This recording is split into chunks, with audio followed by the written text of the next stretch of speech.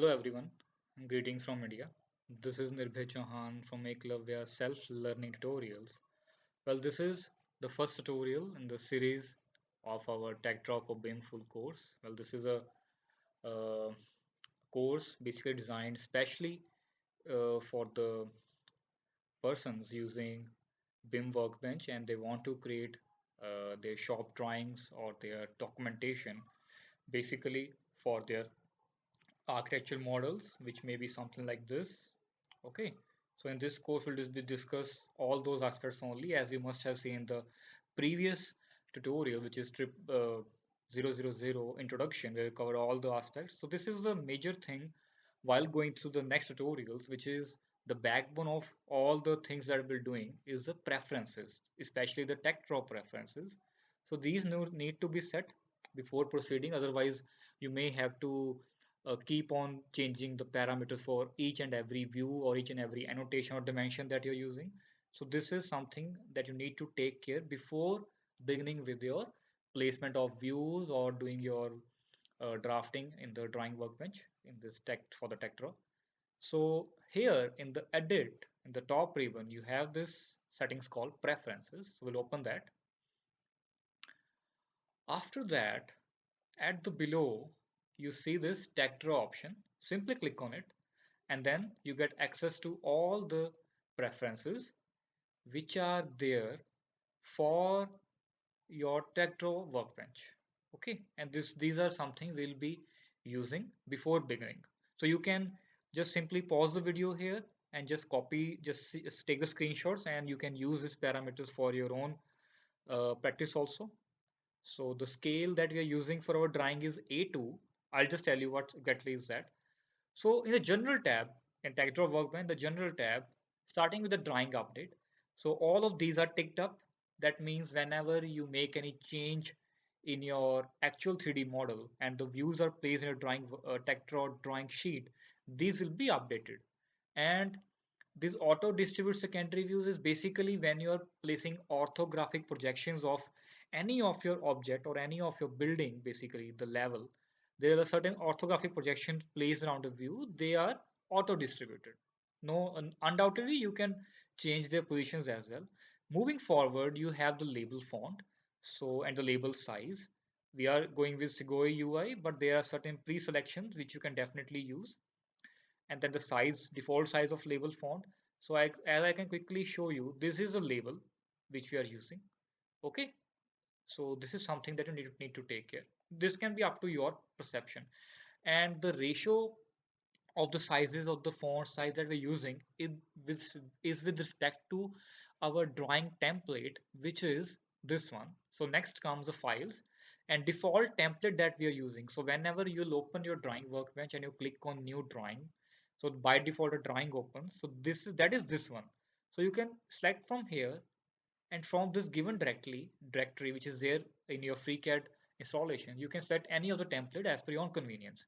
So for this tutorial, for the overall course, we'll be going with this A2 landscape, and the one which I have especially made for this purpose, which is this one. You can definitely find this in the link below of the tutorial, and make sure you have this template and so that you can work on it. Regardless, you can use other templates as well as per your own convenience, but the scales and the font size may slightly vary. Then you have the template directory where your all default templates are lying, which is this one by default given by FreeCAD. So we are not touching that with that. If you have, in case your own templates, you can redirect this folder to that particular directory. But the better practice is just copy your templates to this particular folder, all your SVG files of the drawing sheet. Then you have the hatch pattern file, okay, which is again given by FreeCAD. So we want, this is default hatch pattern whenever you create a hatch basically. So hatch, I will just show you. Suppose this brick hatch is given here, okay. So by default some another hatch is given, but this is okay. We can play with the hatches, so that's okay. Then line group file, we won't be touching with that, as this is, if in case you need some more group of lines, you can definitely do changes in the CSV. Otherwise, the information is sufficient given in this particular file.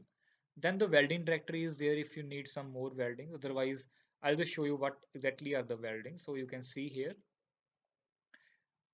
these one. These are some welding symbols given by FreeCAD itself. So we'll discuss this in the upcoming tutorial, definitely. We'll see how to place the weldings. Then coming forward, you have the pat file directory, which is also okay. There are certain geometry patches given there and the pattern name, which is diamond. And here you see basically the node that's which says items in italics, these ones are default values for the new projects. If in case you've already done your project and you are making changes here, it won't affect your previous project. So you need not to worry. It is only for the projects which are coming up, which you'll be creating from scratch. Okay, which says that they have no effect on existing objects, right? And this last pattern name is something which you can define to your pattern, which is diamond. It is okay. Fine, this is general tab done. Moving to the scaling option, which is very essential. So the first things comes for your page. Page scale is 1. So that's totally all right, totally fine. Need not to hinder that. The view scale type is custom. Otherwise, we have three options: page, auto, and custom. Because most of time we'll be placing the views as per our own convenience. So custom is okay. And the view custom scale is 0.02, which is 1 is to 200. So whatever views we'll be placing in this sheet will be with respect to 1 to 200 ratio, as you can see this one. So whenever you place a view, it will be automatically scaled up to this particular value. You need not to make changes again and again. Okay, so you can just pause your video here and you can copy this value. And then the edge fuzz, the mark fuzz, these are some default values. Basically, the edge fuzz is the size of selection area around edges. So when you select any edge, suppose this one, so there will be a selection type of highlight element will be there in a green shade. So we won't need to just worry about that. It's a default value. Similarly for the mark first, when you selection area around the center marks basically. This is also totally all right. This is there by default. Now comes to the vertex scale. The vertex scale is a point basically when you are doing basically placing your views, you will get certain points. We'll discuss definitely with that how you can switch on the point, switch off the point using your frame options. So it's the scale basically with that. So it's 5. It's basically 5 times of your line object. You can say here the scale of vertex dots multiplier of line width. This is also totally all right. Then you have the center mark scale. Okay, this is also fine with us. We need not to worry much about it because all these values are something in line to your edges, in a line to your, you can say, the dimension lines. So everything is well proportionate. If in case you have some different values, just feel free to copy. And one more thing I should mention, you can see the values which I have here because the preferences which I am using, my overall project is in feet and inches. If I just quickly show you in general tab of the overall FreeCAD, the units tab here, and you can see my unit system is building US, which is feet and inches. If you have something else, you can do in accordance to that. If you want to work in this particular style, you can definitely take use of this particular unit system. Okay. Now moving back. So this was the scale thing, and then the you have the tolerance text scale, the template edit mark. Now template edit mark is something. If you just see these green values here and this here and these here, green values are the values on your template which are editable. Okay, like after clicking on there, you can edit the values. In the coming up tutorial, which is 002 all about pages, we'll see how you can create your own editable values also. Okay, and how you can create non-editable values. So in next tutorial, you can find that. So this is something for that basically. Its size. So 1 by 8 is also totally fine, just indicative. It won't come in your print. And the welding symbols scale, which is 1.25 default. This is also totally all right. Then comes the dimension. So the standard and style, there are 4 types of styles here. We are going with ISO oriented. So what exactly it is? So here you can see this dimensions 21.8 feet, this 10.8 feet. This is ISO oriented. If you have something reference, it will come in between this. Okay. And if you're going with ASME inlined, they have some different styles. So it's up to you. You can just do experimentation with this. I usually prefer ISO oriented because all dimension which you will seeing further in the coming tutorials will be with respect to this particular alignment like this. Okay, dimension line on one face, and then above or below you can have the dimensions, the font. Then you can switch on the global symbols if you want, and the show units we are not owning doing them on, and the alternate decimals we have simple one decimals by one value. Font size is 1 by 8, which is this font, this of your dimensions. Then the font size, the diameter symbol, if you have any diameter dimension, you are using this symbol, which is totally all right with us. If you have some dimension like O or D, you can simply write here. It's okay. The arrow style. So right now using filled arrow, but you have certain prefixes here. So suppose I'll just show you. You can see these arrows, the section mark arrows, the dimension. This is the arrow that we're using for our overall project. Then the arrow size, of course, which is 1 by 8 inches, which is totally fine. The projection group angle, like in India, we're using third angle. So if you have first angle preferences, you can use that. Okay. And the hidden line style, which is dash. So if you have any edges in your overall view which are hidden, uh, and how do you want to actually view them? So it's obviously you will be definitely viewing them in dash style. So that it's easily for you to distinguish them. Then comes the annotation tab. Here you have like section line standard, okay, which is ANSI. Now section line standard is this one. You can see the section AA, this BB. So this is section basically line dot line dot. It's that type of thing, and how their style is basically. So we are already with this, and you see the section line style dash dot dash dot. So you can have some other style also, but for our convenience, we will going with this one. You can use other also. You can pause here and then you can copy this value so that you can use in your project. The section cut surface, which is SVG hatch. Okay, when you just cut any section, so what actually do you want to view? Do you want to view a solid color or SVG hatch? So in drawing, basically we use the hatch things. So what exactly is that? If I just show you this, you can see this hatches. So these are the hatches which come automatically after you are making a section. Then the line width group, which is okay. The detail view outline shape. So here you have circle or square. Detail view outline is something, this one. So this is a detail view done around a column with name one. So you can see it's it's circular in shape. You can have a circular square also. Like here it's mentioned circular or square. So we're going with circular one. And then you have the detail highlight style, which is dash. Uh, you can see here we use the dash pattern here.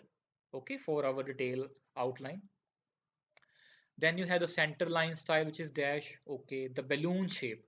Balloon is something, is a balloon annotation we'll have in the annotations object tutorial, which can be circular, triangular, inspection, okay, rectangular. Like you can see this one here. You can see this RC column scale. This is a balloon annotation. And here we have used the rectangular one.